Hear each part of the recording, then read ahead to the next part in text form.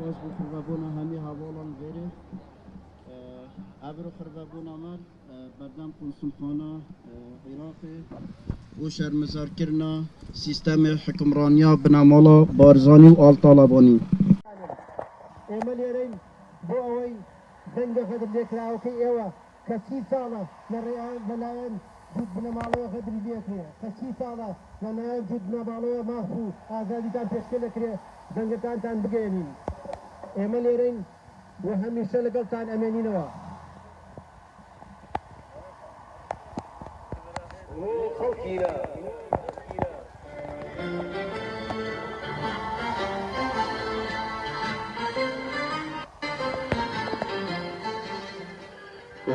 خەڵکی نەبیرتان نەچێ لەسەر داوای مافی خۆمان گەنجەکانمان خوێنیان دەتکێ خەڵکی نەبیرتان نەچێ جارێکی تر لە دەنگدانە بۆ ئەمانە هەڵمەپەڕن ئەگەر ناوەکو ئەمڕۆ بەفیشەک سینگمان هەڵەدڕن خەڵکی نەبیرتان نەچێ ئەو زاڵمانە بناسن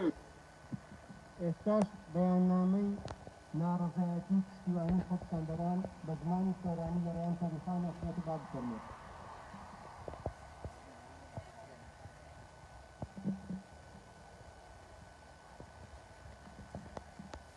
ئێمە وەکو چالاکوان و کوردانی دانیشتی وڵاتانی ئەوروپا ناتوانین لە بەرامبەر ئەو زۆرداریە بێدەنگ بین کە لەلایەن حکوومەتی هەرێم و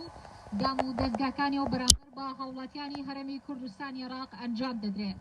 بە درێژایی چەند ساڵی ڕابردووی حکوومەت و حزبەکانی هەرێم هەموو جۆرە ڕێگایەکی تونند و تیژیان بەرامبەر بە هاوڵاتیان تاقی کردوتەوە لەوانە هەر لە برسیکردن و گرتن و تیرۆرکردن تا دەست بە سەرداگرتنی تەواوی سامانی وڵاتاندا هەرچەندە لە ماوەی 29 ساڵی تەمەنی حکومڕانی کوردیەوە چەندین جار خۆپیشاندان و ناڕەزایەتی لەلایەن هاوڵاتیانەوە نیشان درراوە بەڵام بە زەبری هێز کە چەند ڕۆژێکە لەلایەن میلیشیاکانی پارتی و یەکێتی لە هەموو ناوچەکان سەرکوت دەکرێن تیرۆر دەکرێن شەهید دەکرێن بۆ ئێمە لێرکوانە کۆبووینەتەوە ئەمڕۆ یەک داوای سادە و ساکارمان هەیە ئەویش ئەوەیە ئەم حکوومەتە هیچ چارەیەکی نماوە دەبێ بڕوات حکوومەتێکە حکوومەتی دز و گەندەڵەکانە بۆیە داواکاریەکەمان زۆر سادەیە ئەویش بریتە لە ڕووخانی ئەم حکوومەتە و دروستکردنی حکوومەتی هاوڵاتیان